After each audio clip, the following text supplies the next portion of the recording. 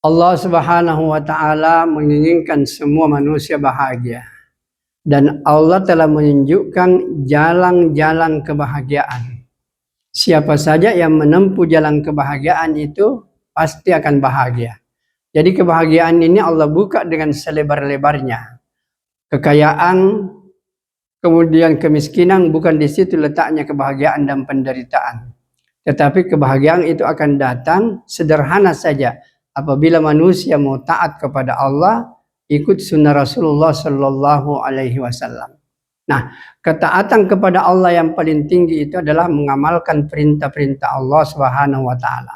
Namun ada satu hal yang harus menjadi perhatian bagi kita, bahwa perintah-perintah Allah ini yang paling Allah suka adalah perintah yang dikerjakan dengan rutin. Sehingga Rasulullah Sallallahu Alaihi Wasallam menjelaskan, ahabbul amali ilallahi adwamuha wa in qalla.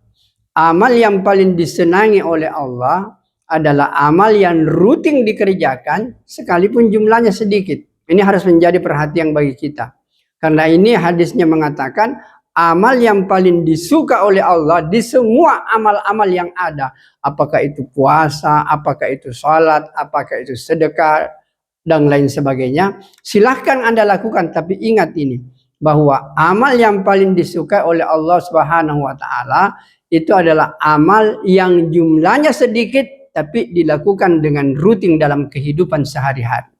Saya kasih contoh, misalnya hari ini kita baca Quran 2 lembar, besok kita baca 2 lembar lagi, lusa kita baca 2 lembar, setiap hari kita baca 2 lembar sampai 5 hari atau 6 hari, maka kita telah membaca 1 juz Al-Quran lebih.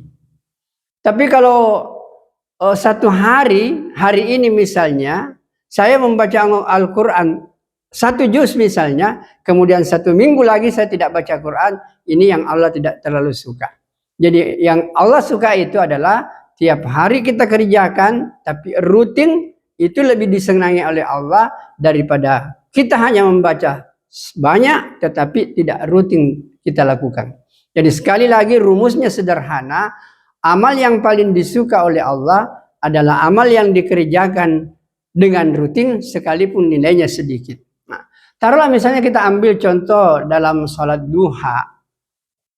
Sholat duha ini mungkin hari ini kita lakukan 2 rakaat. Kemudian besok 2 rakaat. Pokoknya setiap hari kita lakukan 2 rakaat. Tapi terus berkelanjutan. Tidak pernah ada 1 hari kita tidak sholat duha.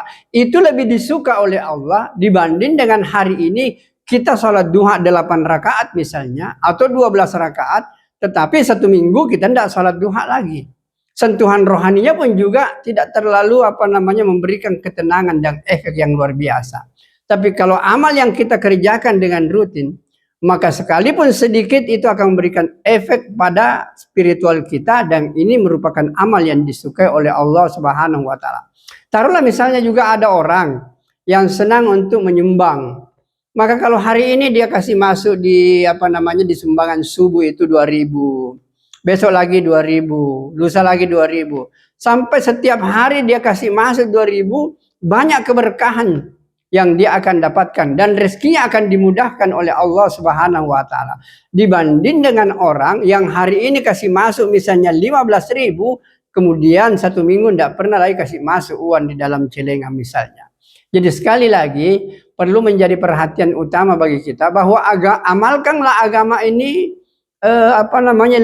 lebih dulu yang kecil-kecil saja, tetapi lakukan dengan rutin. Itu lebih disukai oleh Allah dibanding dengan amal yang banyak dikerjakan tapi tidak rutin untuk kita lakukan.